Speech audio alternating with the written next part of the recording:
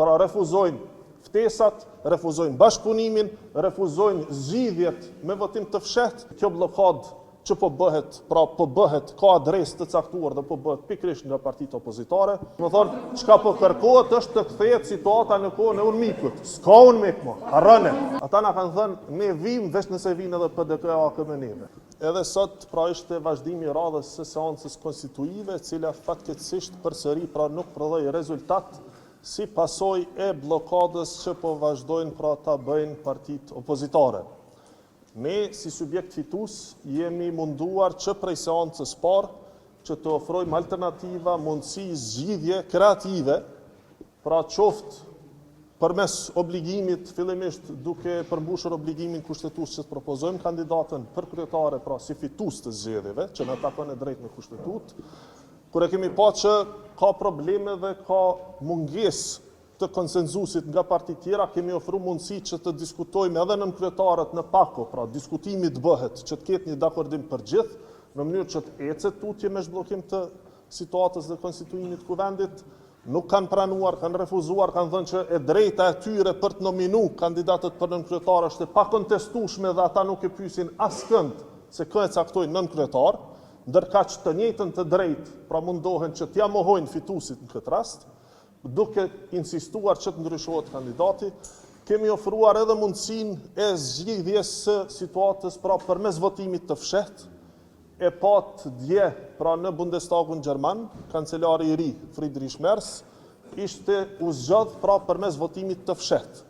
Kemi situatën kur edhe në Kosovë pra pozita e presidentit zgjedhet me votim të fshehtë. Kemi rastin në asamblet komunale kur kryesuesi i asamblesë komunale zgjedhet me votim të fshehtë. Pra nuk është temë tabu votimi i fshehtë, e për më tepër edhe është e lejuar dhe parashihet me kushtetut dhe me rregulloren e punës së kuvendit, siç është cekur edhe në paragrafin 128 të interpretimit të gjykatës kushtetuese, pra të aktgjykimit të gjykatës kushtetuese të vitit 2014, ku thuhet që konstituimi i kuvendit është detyrë e të gjithë deputetëve të kuvendit Kosovës dhe ata duhet të votojnë për, kundër ose abstenojnë në mënyrë të hapur apo në mënyrë të fshehtë.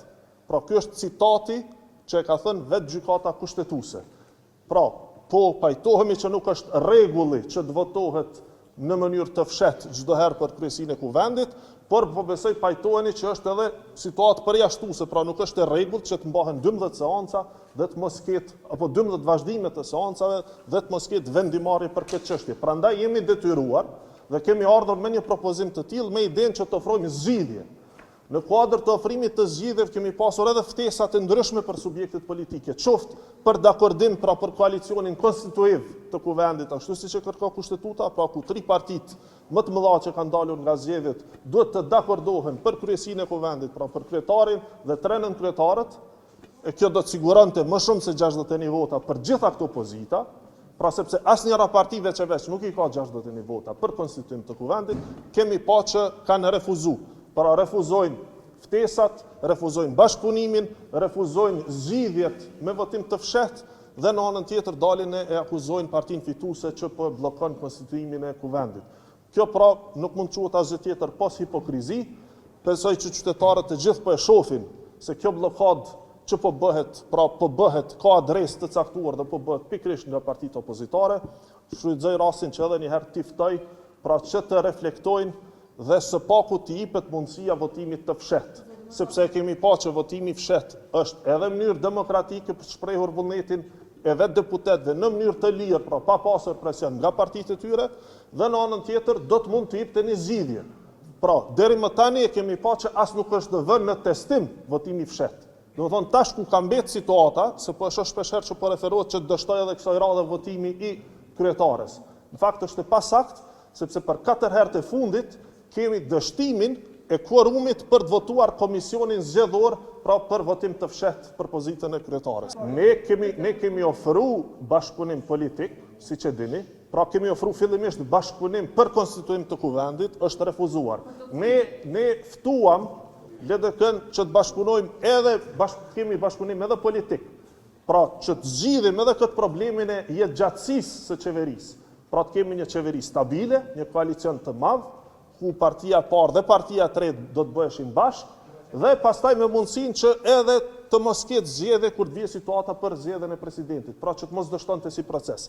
Megjithatë e pam që dikush si Lumir Abdigjiku, që në vazhdimsi ka thënë se nuk është i interesuar për zgjidhje afat shkurt, por për një qeveri stabile që çon mandatin deri në fund, ishte pikërisht ai që refuzoi këtë ftesë për një qeveri afat gjate dhe propozoi që të ketë një qeveri tranzicionale. Pra kjo në vetvete është kundërthënie, kjo në vetvete është kundërthënie dhe normalisht që nuk është serioze. Nuk është serioze se si jemi në situatë të tillë. Domethënë, çka po kërkohet është të kthehet situata në kohën e UNMIK-ut. S'ka UNMIK më, harrone. Ka qeveri tash.